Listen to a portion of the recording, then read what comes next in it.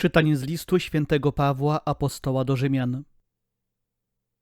Bracia, niech grzech nie króluje w waszym śmiertelnym ciele, poddając was swoim pożądliwościom. Nie oddawajcie też członków waszych jako broni nieprawości na służbę grzechowi, ale oddajcie się na służbę Bogu jako ci, którzy ze śmierci przeszli do życia, i członki wasze oddajcie jako broń sprawiedliwości na służbę Bogu. Albowiem grzech nie powinien nad wami panować, skoro nie jesteście poddani prawu, lecz łasce. Jaki stąd wniosek?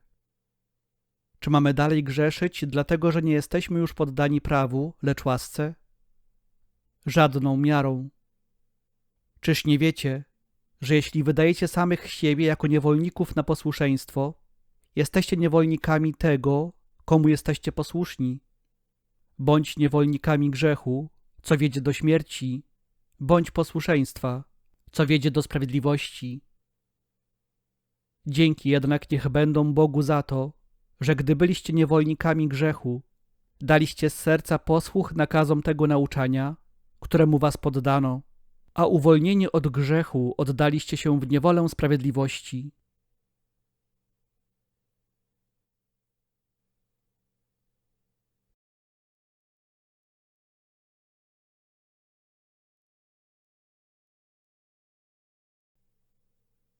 Naszą pomocą jest Zbawiciel świata. Gdyby Pan nie był po naszej stronie, przyznaj Izraelu, gdyby Pan nie był po naszej stronie, gdy ludzie przeciw nam powstali, wtedy żywcem by nas pochłonęli, kiedy gniew ich przeciw nam zapłonął.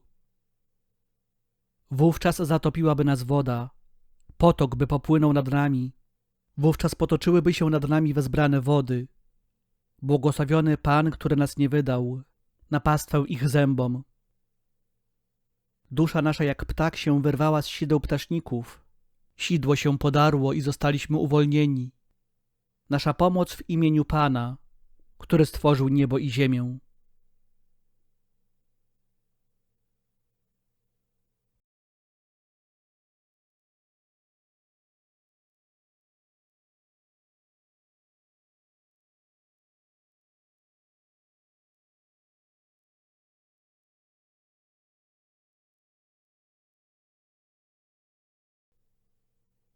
Słowa Ewangelii według świętego Łukasza. Jezus powiedział do swoich uczniów: To rozumiejcie, że gdyby gospodarz wiedział, o której godzinie przyjść ma złodziej, nie pozwoliłby włamać się do swego domu. Wy też bądźcie gotowi, gdyż o godzinie, której się nie domyślacie, Syn Człowieczy przyjdzie. Wtedy Piotr zapytał: Panie, czy do nas mówisz tę przypowieść, czy też do wszystkich? Pan odpowiedział: Któż jest owym rządcą wiernym i roztropnym, którego Pan ustanowił nad swoją służbą, żeby rozdawał jej żywność we właściwej porze? Szczęśliwy ten sługa, którego Pan, powróciwszy, zastanie przy tej czynności. Prawdziwie powiadam wam, postawi go nad całym swoim mieniem. Lecz jeśli sługa ów powie sobie w sercu: Mój Pan się ociąga z powrotem, i zacznie bić sługi i służące, a przy tym jeść, pić i upijać się, to nadejdzie Pan tego sługi w dniu, kiedy się nie spodziewa, i o godzinie, której nie zna. Surowo go ukarze i wyznaczy mu miejsce z niewiernymi.